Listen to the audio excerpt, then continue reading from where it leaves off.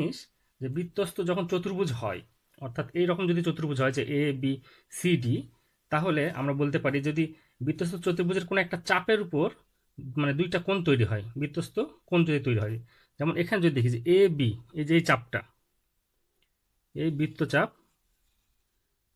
হ্যাঁ, এই বৃত্তচাপের উপর দুইটা কোণ তৈরি হয়েছে। কি কোণ?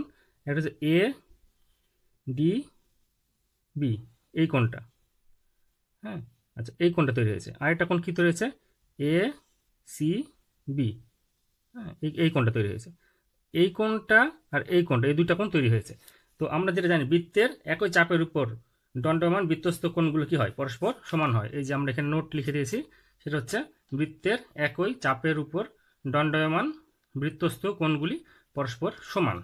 অর্থাৎ এখানে এ ডি বি, এই কোণটা কার সমান হবে? এ সি বি, এই কোণটা সমান হবে।